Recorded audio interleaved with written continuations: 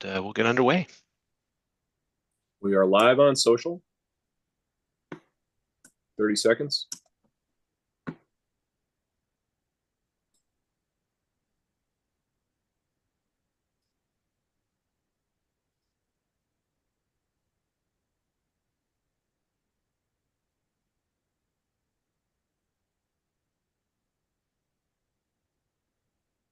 Ten seconds. Go on mute. Break a leg, everybody. Here if you need me. Being recorded. Ready, Derek? Ready. In 3, 2.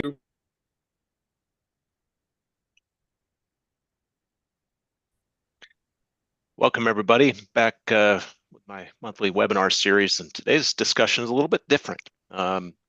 Rather than a slide deck, those can be fun and valuable. We decided to do more of an open book discussion with today's topic, an important one from the standpoint of what it might be like to be effective at competitive intelligence. We're going to get into a lot of different nooks and crannies of this topic, knowledge management, today. And I know I can count on my two guests. They happen to be two Canadian, good friends of mine. Zena Applebaum, we go way back. In fact, we've done topics around knowledge management together.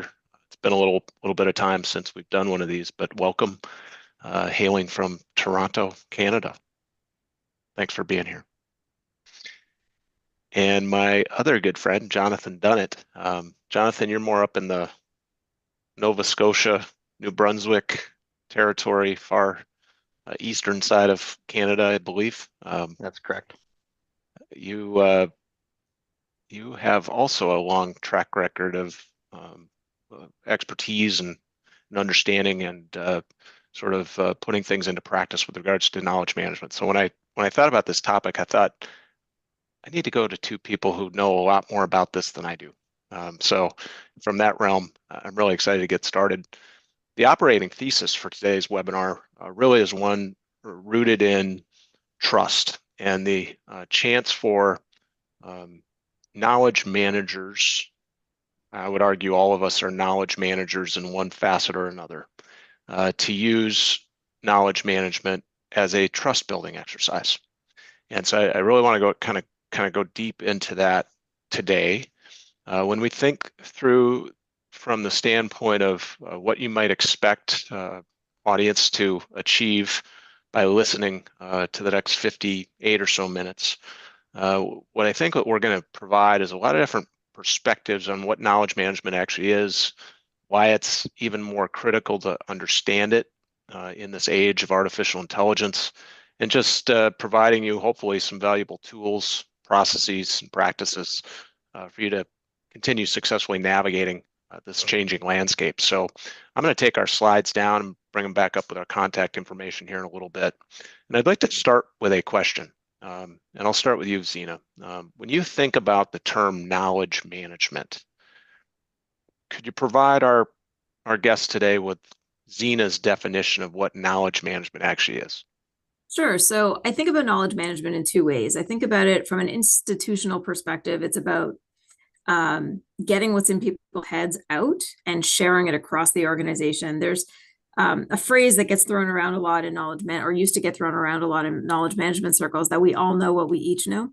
And the idea being that as a collective, as an organization, we get smarter when we each share what we all know. And so when you think about it from a competitive intelligence standpoint, there are people out in the field who are trying to sell your product or service. There are people in marketing who are trying to market your product and service. There are people in R&D. There's people in finance. There's everybody who's touching the various elements of your company. And if they each shared what they all knew in a very systematic way, you'd all be better and stronger for it. So for example, if you have a sales rep who goes on a sales call and learns that our product is not competitive because another product has better value, or another product has a better price, or our product might be great, but our marketing falls short, and that message doesn't get back to the marketing people, or doesn't get back to the R&D people, or whoever's developing the product, then that's where you miss out on the opportunity to actually be competitive. And knowledge management is about for me, in an institutional context, it's about collecting what exists in the entirety of the organization, finding a way to share that information, both explicitly and implicitly, collecting it somewhere and then using it for the betterment of the organization. That's on an enterprise level. On a personal level, I think knowledge management is really about keeping yourself up to date about all things that are happening, making sure that you're kind of a bit of a, you know, a lot about a little, or a little about a lot, depending on who you are and where you sit in the world. But the idea is that you broaden your scope beyond your expertise so that you can contribute in a more meaningful and more rounded way. And that's also part of what I consider to be part of knowledge management. It's managing the knowledge that you have beyond the expertise that you give on a regular basis, so that you can contribute in a more meaningful way. So those are the two elements for me, the enterprise and the individual. I love it. And I want to come back to something you said. So that idea of getting everybody to share, I would imagine that also raises some cultural challenges from the standpoint. You have to have a culture that's going to reward people for the process or the act of doing that. So I think that's a topic we can get into a little bit. Yeah, further. absolutely. Jonathan, when you think about the words knowledge management or the process of knowledge management, kind of similar to what Zena shared, anything that supports her perspective, kind of new ideas on that term? Yeah, so I vastly, largely agree with everything that she said. And where my mind goes to, just given my general exposure, is I spend a lot of time in technology. And so I start to think about sort of the technology and the systems and how that starts to interface with the people element of what it is that we're doing. And I think what's interesting to me is the behavioral element in that, because as we know, knowledge exists within an organization, but people are resistant rather to change. And so how can we get them to change their behavior such that it creates a culture of knowledge sharing, and then within a properly architected system that we can have effective knowledge management and sharing within that. Mm-hmm. Yeah, I'll just answer from my perspective. I was thinking about it this morning as we were preparing to jump on this bridge today. And I think about it in terms of technology, process, and then the operators or the personnel who are going to be responsible for it. And then ultimately, why do we do anything in business? It's so that we can create some type of information advantage that can be shared across the enterprise. And who benefits from that? Well, our various stakeholders, leadership, better business decision making, whatever that might look like. Let's go back to this cultural idea. How do companies, where maybe there's a tendency in some companies, and I suspect there's a size dimension to this, size of company dimension to this statement. But whether it be a sales representative believing that they have some type of knowledge they need to hold on to in an effort to still have some job security or whatever that might look like. How do we encourage organizations to adopt this sort of open book mentality and kind of get past some of those tendencies to hold information a little bit too tightly? Do you have any opinions? Yeah, so I know some of our colleagues have shared stories of incentivizing people with, ice cream days and internal appreciate points or recognition for sharing tips. I know people have set up tip lines. And it is there, that you're right, there is a culture of sharing that you need to kind of break down those walls. But I think when you encourage people to understand what information they have that's relevant to other parts of the business, I think you can start to build that culture. It does need reinforcement from the top down. It's not something that's going to happen on its own necessarily. In addition to incentivizing, you can look at things like gamification, which I know some people have done as well. And we've heard some of our colleagues talk about gamification. I find leaderboards, gamification, but really just helping people understand how what they know is imperative and contributes to the overall goals. Really just helps people want to be a part. Everybody wants the company to do well or the organization to do well. And so if you encourage that, not just with tip sharing, but with everything, I do think it makes your knowledge management process better, but it does make for a better culture, as you say, Derek. Jonathan, Yeah, and anything? I would just add, I think you have to start at the micro level within this. So culture is an interesting thing of, I use the analogy of a garden. What you grow or allow to grow will grow. And so if you have weeds in your garden, which many organizations do, and they just tolerate bad behaviors, they tolerate not sharing, misalignment, whatever it may be, because maybe they're the rock star performer or whatever it might be, then you end up bearing that fruit. And so I think it's really important to, if you can align from an individual perspective, start to align, one, understand people's motivations. Why are you here? Why are you at work? And then contextualize that within the team. So it's a little bit of a human intelligence gathering exercise, which is, who are you as a person? How does that function within the team? And then how do those teams function across the organization? And so I think it really is in some context about, as Zena said, communicate the vision,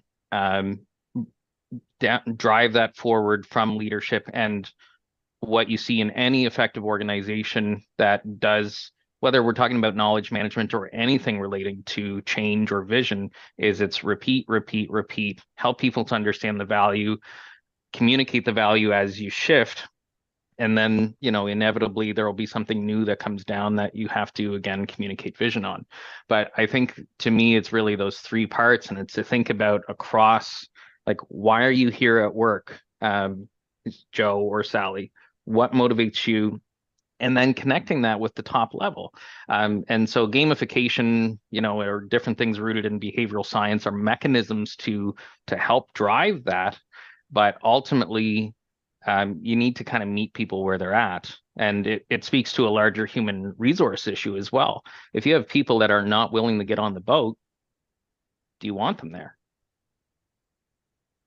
If I can step back in for a minute too, one of the things I would add is sharing back out the success stories of where somebody has successfully shared a tip, or something has happened where the knowledge management, so to speak, has worked, and sharing that back out to the broader organization and explaining the impact of that. So helping to generate, the title of this webinar was about generating trust. Well, helping to generate and engender trust across the organization that you're going to use the tips for good, and that you're going to use the tips for the betterment of the organization, I think goes a long way too. So celebrating those wins to say, hey, Sally or Joe, to use your names, Jonathan, shared a tip with us, and that tip resulted in our sales teams being able to close this deal, and it brought in X amount of revenue, or closed a deal worth X amount.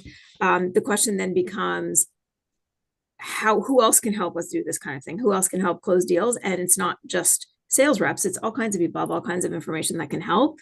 And it may not always be about closing deals and adding revenue, right? Sometimes it's about helping somebody manage a personal issue, or helping somebody manage an HR issue in a different way. And so it's just really being able to connect the dots internally for the betterment of everyone, but making sure that you celebrate those successes and share them back out to the organization. Mm-hmm. And when I just add to that as well, when you celebrate those successes publicly, the people that have an external locus of self, they're going to go, oh, hang on, I need to do that too. So it can be a reinforcement and a sort of a psychological driver to get people to move forward in that way. I really like all of that.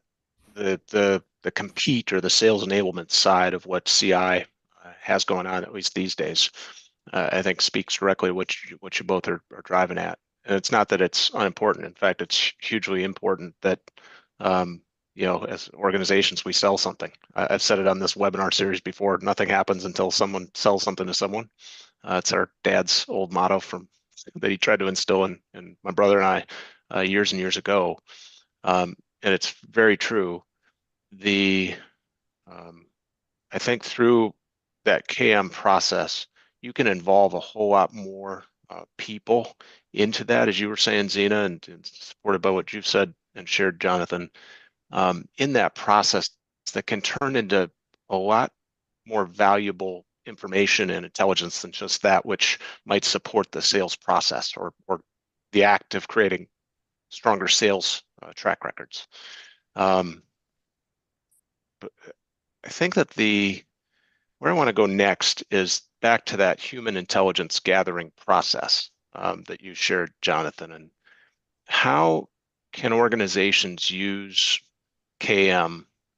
I think this speaks directly into that trust, visibility and trust realm. How do they use KM to build out those internal subject matter expert networks? Zena, you work for a big company. I don't know if you're able to share, at least anecdotally, how some of that goes. Jonathan, I know you've seen that at work in a myriad of different organizations, but just from that standpoint of SME networks and what that looks like to build KM into something that's meaningful across the enterprise. Any opinions?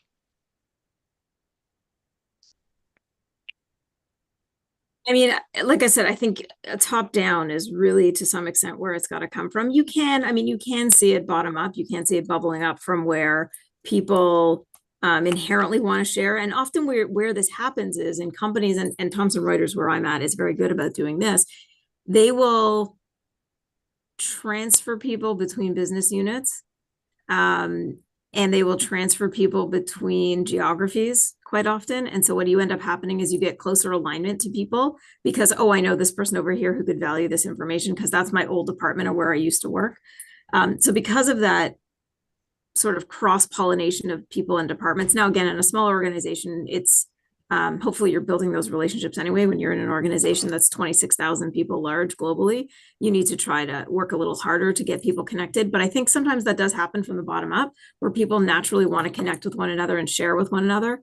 But I do think that sharing from the top down or encouraging a shared sense of purpose. And then, of course, there's technology tools that are created to help people share as well, right? There are things like Salesforce or CRM systems that are in place to do exactly that, to get people, you think of a CRM system as a sales tool, but really it's a connectivity tool. Really, it's an opportunity to connect different people to different things, to give people ins to talk about different accounts differently or to talk about different issues differently. So there are technology tools that can assist with that sort of knowledge management and sharing.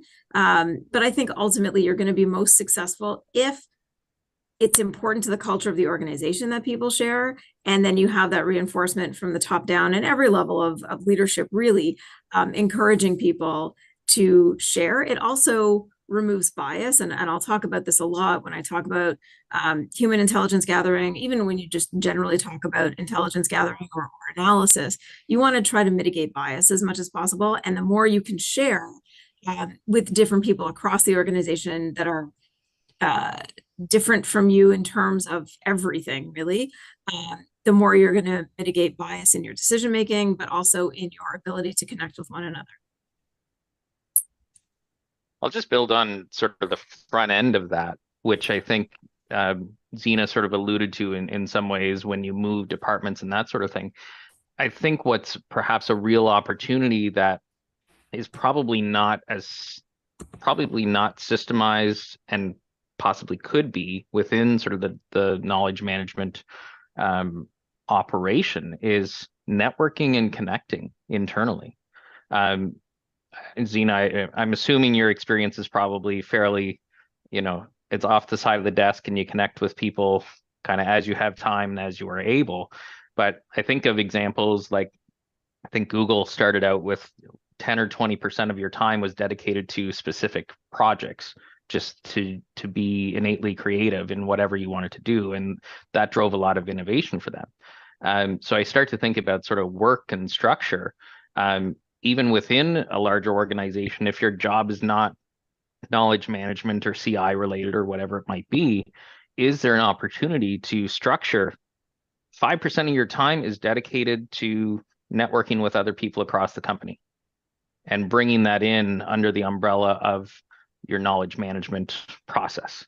I think there's probably some really cool things that could happen there, because fundamentally, we don't share information until we trust someone. And until we know someone, we're not going to be willing to let down the drawbridge and say, yeah, come on in, I'll share a little bit. Because you'll put out a request and somebody will go, yeah, I know the answer to that, but I don't know them. I don't trust them. And so immediately you've lost. And there might be, multiple people that know the answer.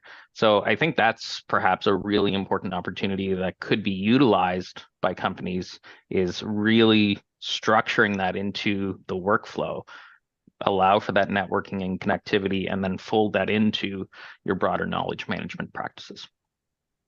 And that's a piece that's getting harder and harder as people are cutting travel budgets, particularly because you can do things like this and you can meet people on Zoom. And we know that this is effective for sure.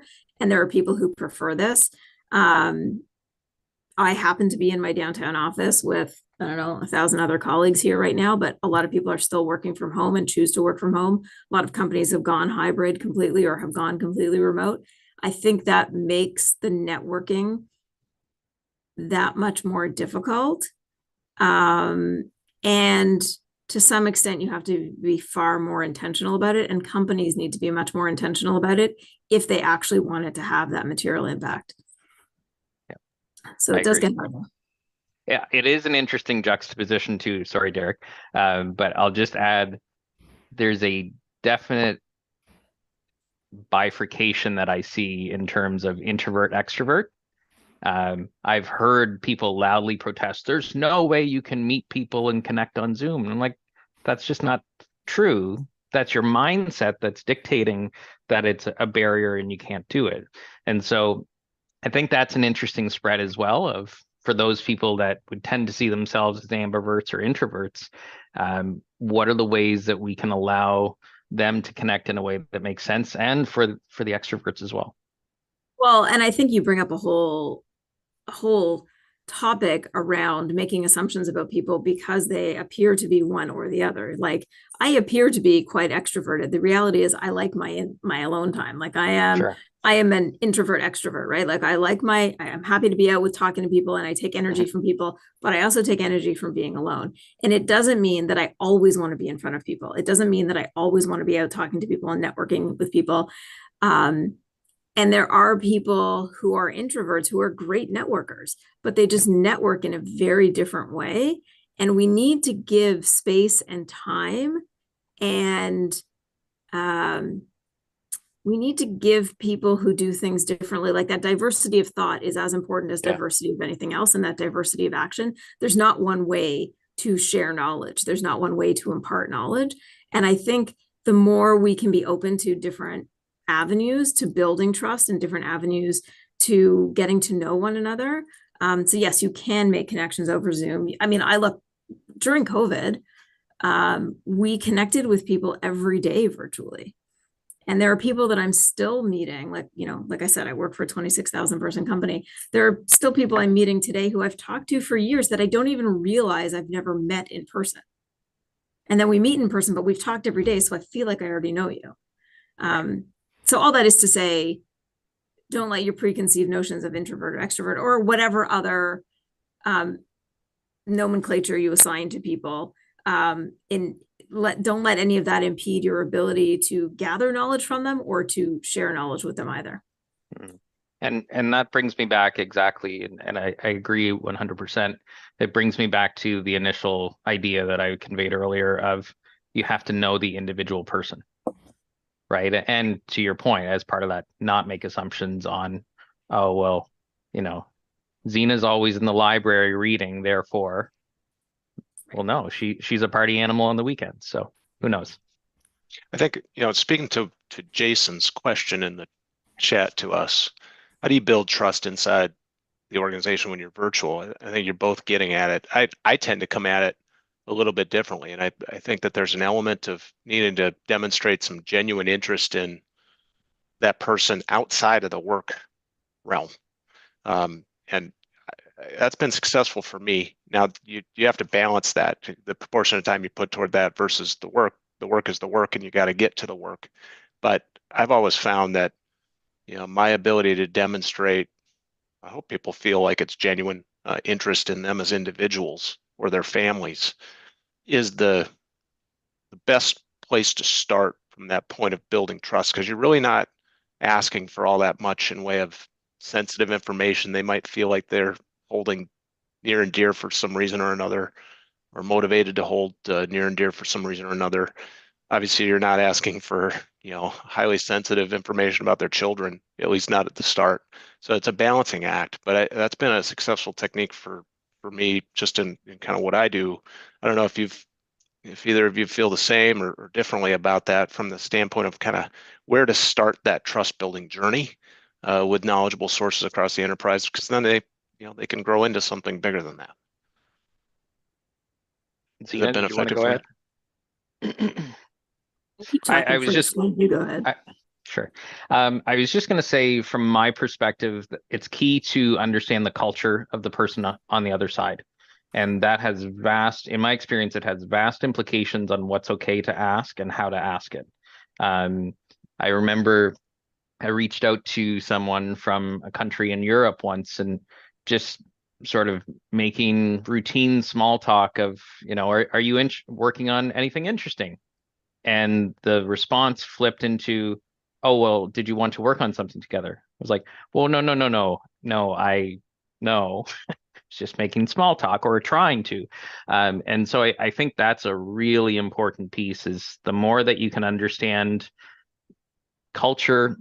Like there's in the Nordic countries, as an example, and you both probably know this, and maybe many of the folks listening, but there's a term called jantelägen, and I hope I'm pronouncing that right, where it basically means don't talk about your wealth.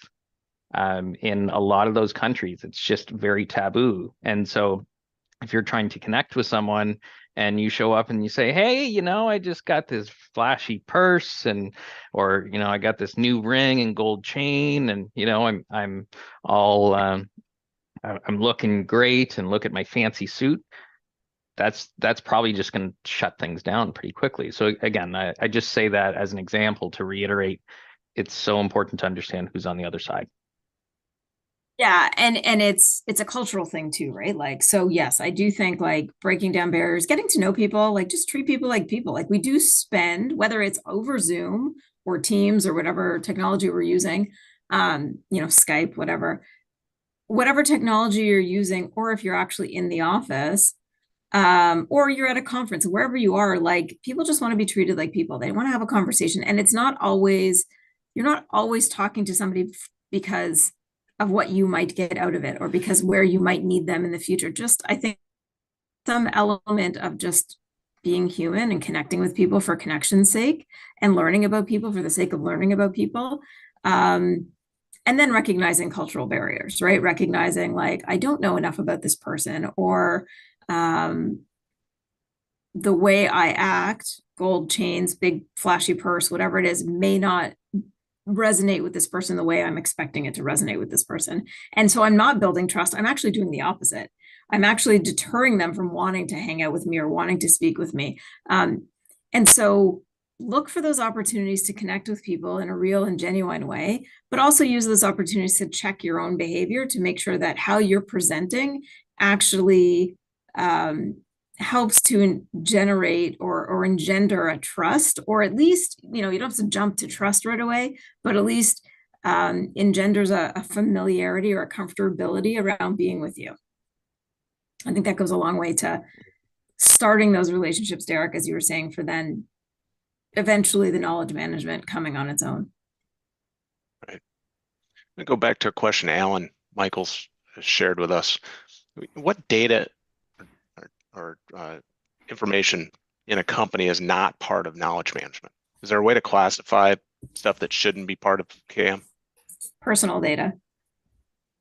So, I sign a privacy and personal data policy, and I have to go through training every year to say, like, this data cannot be shared. So there are very specific legal guidelines around data that can't be shared. Some of that extends to demographic data. Some of it is anonymized, and once it's anonymized, it can be shared, but personal data can never be shared.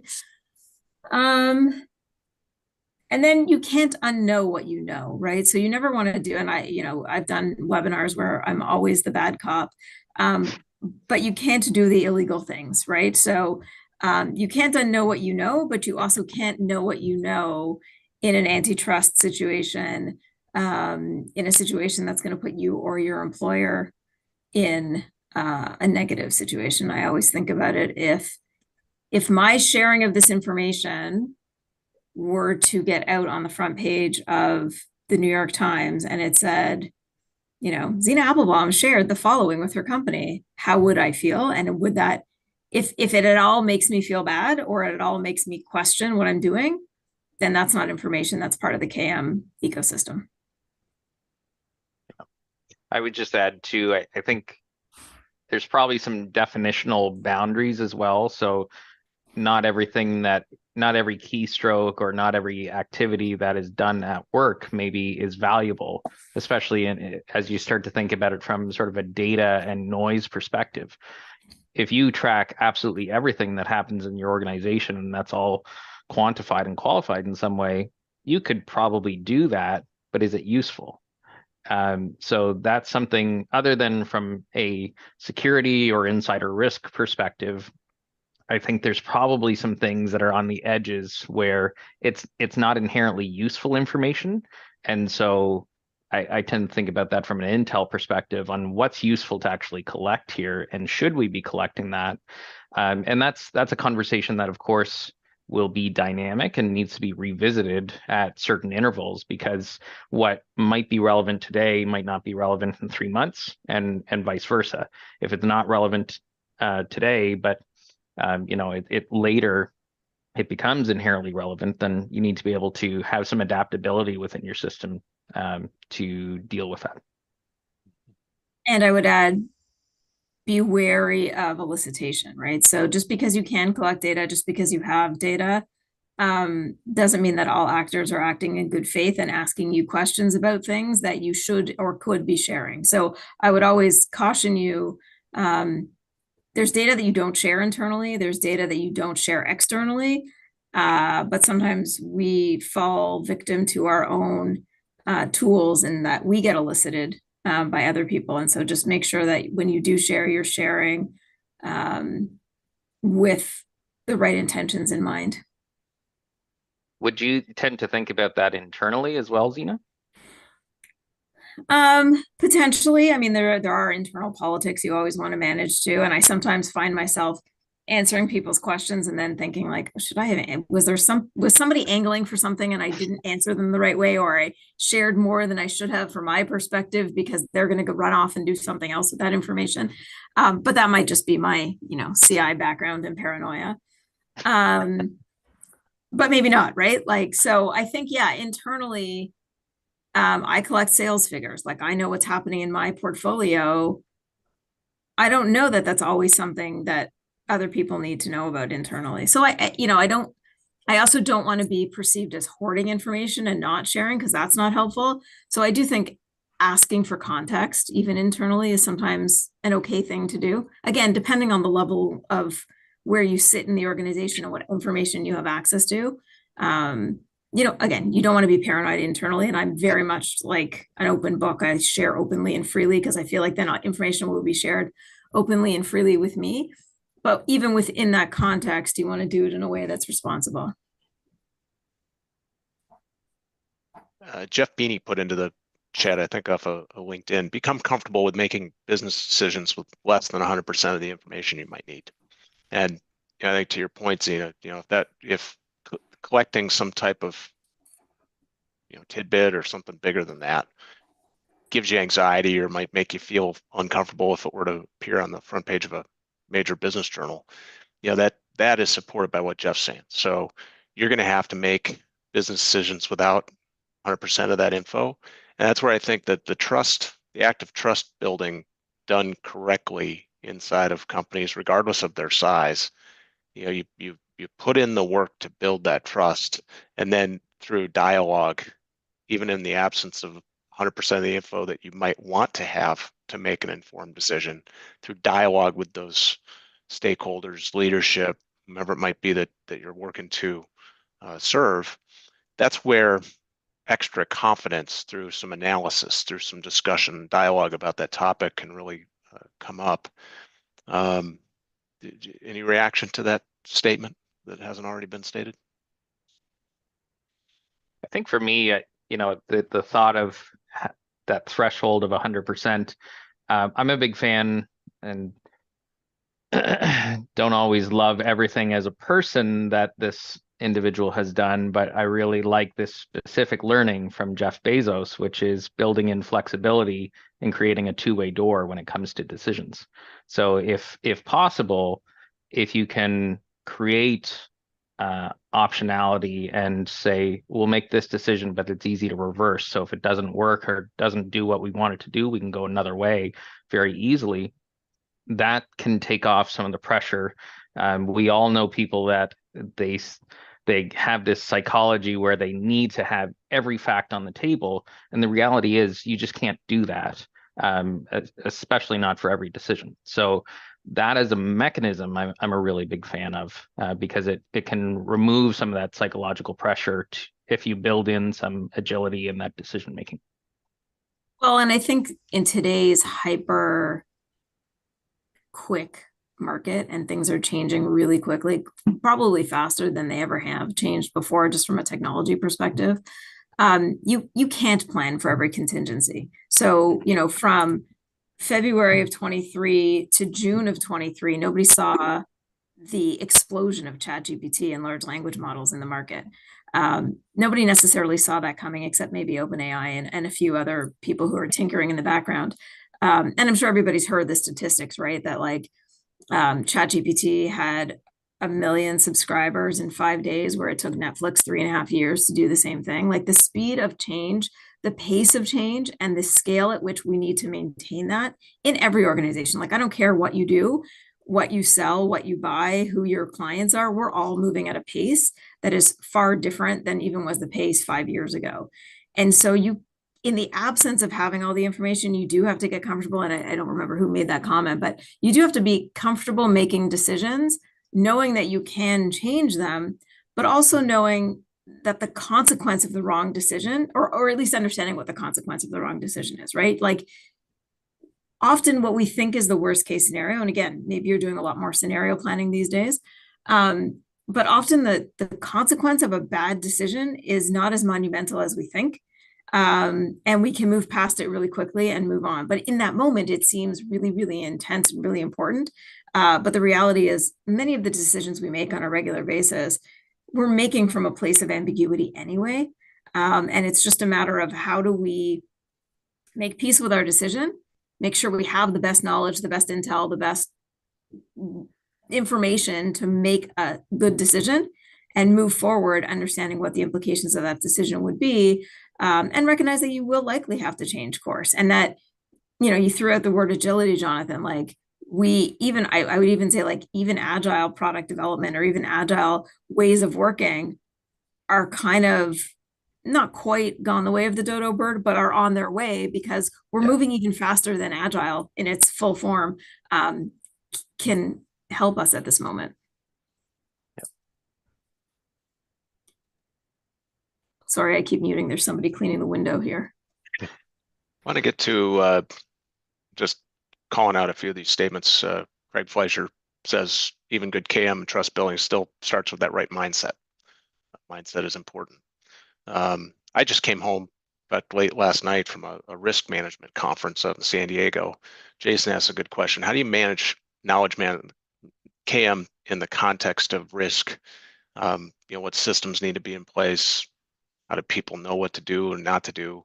And a couple of weeks ago, I came home from the SCIP conference in Nashville, where in one of the sessions, I asked for a showing of hands of the people in the room who have policies by their legal teams that they cannot use ChatGPT or some equivalent. And about 50 to 60% of the hands went up. And I think of that in context of Jason's question around risk. So any opinions, Zena or Jonathan, about what the trend line is going to look like for a lot of organizations and their willingness to allow their staff to use those types of systems out in the open anyway. Obviously there's the idea of a private language model, something that might be behind the firewall, so to speak. But I'd be curious what your opinions are, maybe connected to Jason's question about risk.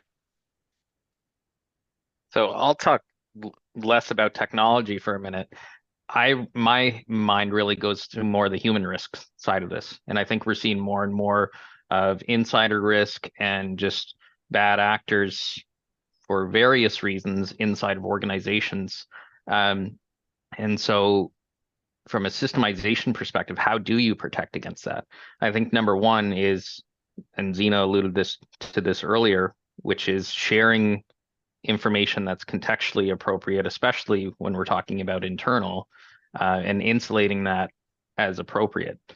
Do you have mechanisms like gray lists and blacklists where, depending on who you're talking to, what their levels of clearance are, department, all of that information is shared or not shared? I think of some of the national security sides where you hear about these products developed historically, and nobody knew what the things were that people were working on. Certainly business can't work that way, but they had so desegmented everything that was being done that somebody said, well, I was just working on a little metal piece, but they had no idea that it was going into a much larger mechanism. And so I think it's really important to be intentional. And this comes back to, it's a leadership issue fundamentally, wherein leaders need to get around the table and say, what are we comfortable with? What risks are we exposed to? How can we mitigate those risks? And ultimately, how do we systemize that in a really effective way that's not going to be some cumbersome thing? Because if you have to go through 50 layers of bureaucracy to get one simple answer, that doesn't work either. And so I think from my perspective, that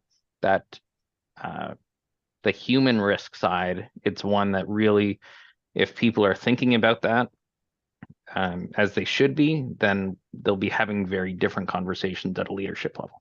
You think if that, I'll let you jump in after I just kind of counter that, Jonathan. Do you think that idea of positive intent, can that occur in a world where you haven't put in the time to build that trust with the other party? Yep. In other words, you got to have that in place. Otherwise, I would imagine it's pretty easy to question the intent category. Is it positive or negative? I think my mind goes to graduated trust, right? So trust appropriately for where things are within the relationship. The example of the GE engineer that was spying for a nation state comes to mind. I think the engineer was based down in Florida or something like that, and there was a nation state that wanted that technology. I think it was on compressor blades or something like that. Unfortunately, HR would have acted with the best information that they had, but that was a position where there was a high level of risk. So in terms of that idea of graduated risk, if you've got more mission critical systems and information, probably some more due diligence is required on the front end, and then some additional mechanisms built in such that you can spot potential insider risk threats as they bubble up.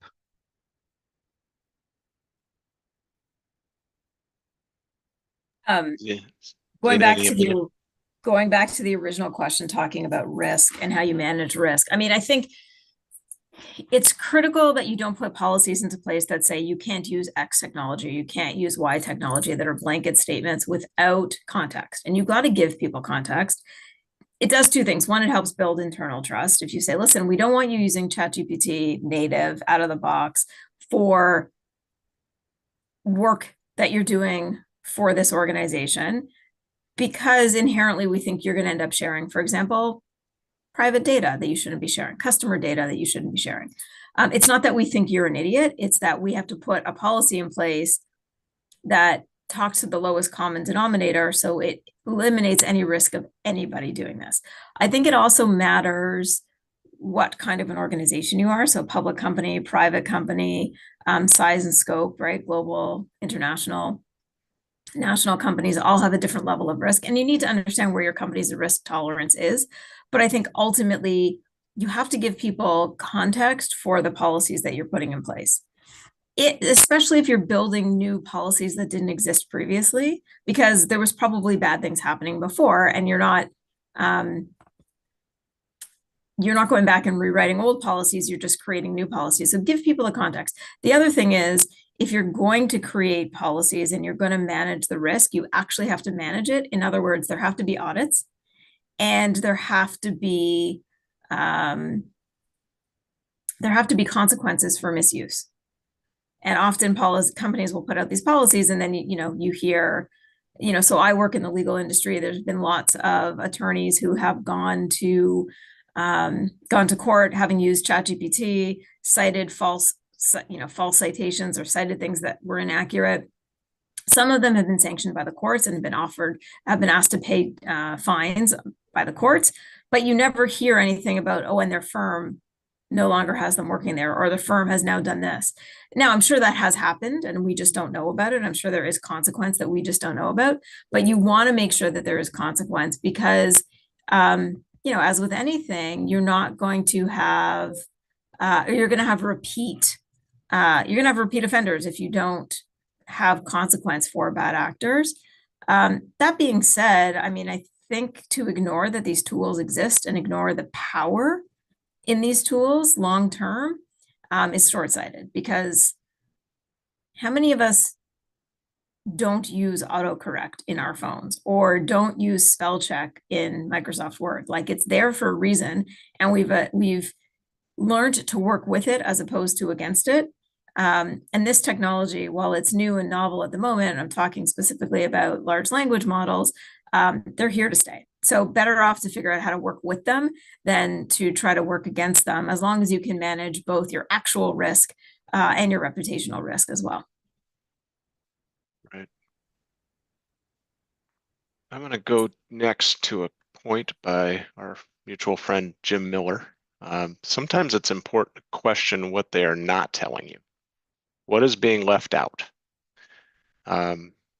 Any ideas around this topic? And I'm assuming Jim means sources inside the company, or serving as those sort of either operators or knowledge points, hinge points of KM. How do we kind of discern what is it that they're not telling us, and how do we get that to that point? I don't know. I think hopefully many of us are skilled, or continue to learn to be more skilled in identifying those moments. Often they happen when you walk away from a conversation. You're like, I only got half of that story. Let me go back and be like, hey, when you said this, was there a particular context in which you were talking? Or when you said this, did you actually mean this? And so I think Jim's right. Like, you do want to make sure that you're seeing, particularly if it's an external source, what they're not telling you. And again, it may be that they're not telling you something with good reason, particularly if it's internal. But I think if you're getting that feeling, and it is a little bit of an intuition, and this is where, this discipline, whether it's knowledge management or competitive intelligence, this discipline is a little bit art, a little bit science. But if you're getting that inkling, chances are they're leaving something out that is relevant, and maybe they can't tell you, and that's fine.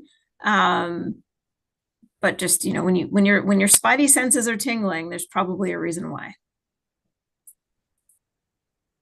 What do you think, John? Yeah, I agree with that. And I think this is also the power of corroboration as well. So one person does not make or break, or shouldn't, your intel process or your knowledge process. And so, again, that comes back to, if you're having a conversation and you don't have really a good system, maybe you're scrawling notes, but that doesn't really translate well into sort of a formalized process. That could be really problematic in 2 to 3 months when you go, okay, I just had another conversation with person A and a conversation with person C, and B, I don't think told me the whole truth, but where's that in my notes again? And trying to decipher what that is. So I think it goes back to the systemization of, if you've got an input, make sure you have effective means to capture that. And what excites me is there's so many ways that we're working better, or can work better with that. So even, you have a Zoom call, It's not abnormal rather to have a transcript. Most people are fairly comfortable with that. So recording calls or taking a voice note or whatever it might be, there's different ways that we can work more effectively using tech. But I think that's a big issue where if people are not educated and comfortable on that, that can also be a little bit of a barrier as well. So that might be a bit of an opportunity. Yeah, I mean, I generally speaking, see the concept of truth and trust being very close together. Yeah, can you have one without the other? Obviously, as in any scenario in life, I think back to like when my kids, my oldest son was in the early days of elementary school, and the teachers would say, just so we have a good partnership here, if your kid comes home and says something, you should believe probably 50% of that story. You corroborate that with me as the teacher or the administrator, and then we'll be able to get closer to what the actual truth was. And it's always been said there's three versions of the truth: yours, mine, and something in the middle. I don't know. I think that idea of getting the full truth, and to Jim's point, into that realm of what they're not telling you, that can only come through putting in the work to build the trust in order to get there. It's almost a chicken and egg. Totally. And that age-old question, is lying by omission still lying? Everything I've told you has been truthful. I just maybe left some things out. Yeah. Now you've really got my own gears turning. How much I've known you a long time, Zena. I'm wondering, like, where are some of those gaps? What are we not telling you, Derek? I heard this. I heard it said the other day, you're lawyering me. So none of us are lawyers, of course, but maybe Zena's been lawyering you this whole time, Derek. Could be. I do spend a lot of time with lawyers. No, you do. We got about 7-8 minutes remaining. Maybe it'd be a good time to kind of pivot toward capstone points to kind of draw this whole last 52 minutes together. I think it's pretty obvious that you need a certain amount of visibility in the organization, and moving through those important, memorable points where you have the opportunity to build trust in order to have a very effective knowledge management process. You're going to need some type of technology in most cases in order to pull that off. Sometimes, like you said, Zena, a CRM system can get you there. Sometimes it's a dedicated, insights platform. Other times it's, something a fair bit simpler or even more culturally acceptable, whether it be Slack or other tools. And I think that's what's fun about the kind of the tech, going back to what I said earlier, the tech, the process, and the operators that all comprise knowledge management, at least from where I sit in this conversation, is that there isn't a one size fits all. It's going to be different depending upon the culture of the company, depending on the size of the company, whatever that might be. We covered a lot of ground, and there is no one perfect answer for what that looks like. So, what are kind of your big takeaways from the last 52 minutes, Zena? What do you think?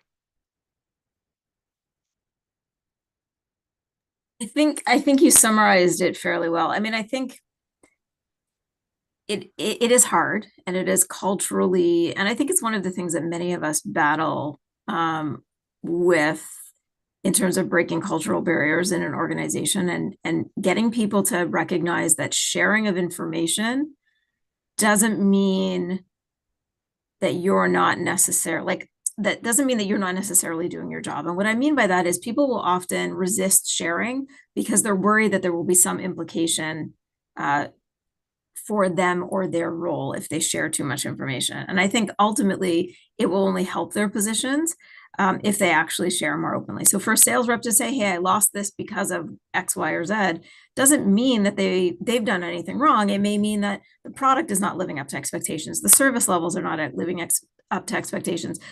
The terms and conditions in the contract don't meet the users, like whatever the rationale is, because you deliver the message doesn't mean necessarily you're responsible for the message. And so I think it's really, you see successful organizations that share culturally.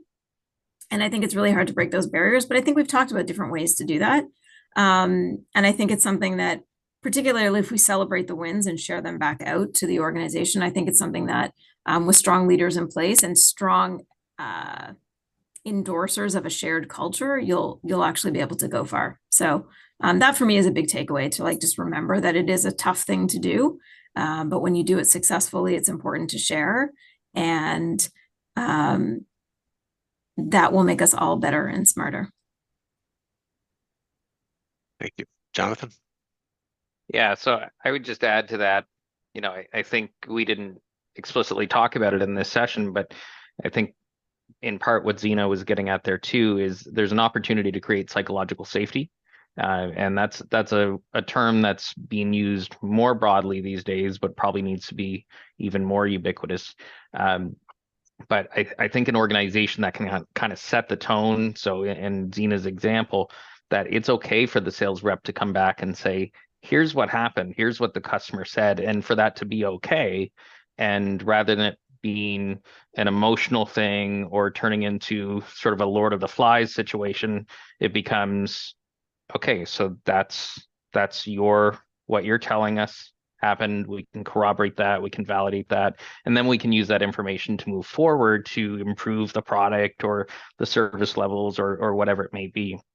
And so I think, to me, within that, if we can culturally, again, get alignment, have good leaders that are looking forward on this and being proactive and creating a system where psychological safety underpins all of that, add the technology, add the people, but you've got to have those fundamentals first. I think with that comes, as organizations, we have to trust that our people, our staff, our colleagues, their heart's in the right spot. They're in it to win it, as they sometimes say. And through that level of trust, you can get to the point of that psychological safety and knowing that everybody's out for the betterment, the greater good of the organizational success. Zena, did I see your hand up? Yeah, I just wanted to add to that too. And we touched a little bit on diversity of thought, but one of the things we didn't touch on that does play into this, particularly at this moment in time, is diversity of generational perspective. And we do have 4 generations in the workplace at the moment. And where I sit with respect to privacy and information sharing is definitely not where Gen Z information sharing. I mean, I have a teenager who will walk around on FaceTime having a conversation with his friends in my kitchen. And I'm like, dude, I don't want to hear your call. And not only that, like maybe you guys are going to say things that your friends don't want shared with the entire house, but they don't think about it in that context at all. And the same goes for the workplace, right? Like people will share information differently based on where they came from and how they came up in the world and where they sit, right? Whether they're 21 or 81 or 61. And we do have all of those generations in the workplace right now. So it's important to think about this stuff, not just from the perspective of risk and reputational risk and company risk and actual risk and business risk, but also just recognize that there are generational differences and the way information is shared and used changes as well. Yeah, I think it's a highly important topic, and some of us old timers. I'm not calling you both old. I'm probably older than both of you. Are we the same age, Zena? Roughly, give or take a little bit. Yeah, more or less. I think I got a few years on Jonathan, but this has been an awesome session. What I'd love to do is actually keep this conversation lively in the LinkedIn thread if we can, because I know that there's probably some points, some questions that we didn't have time to get to today.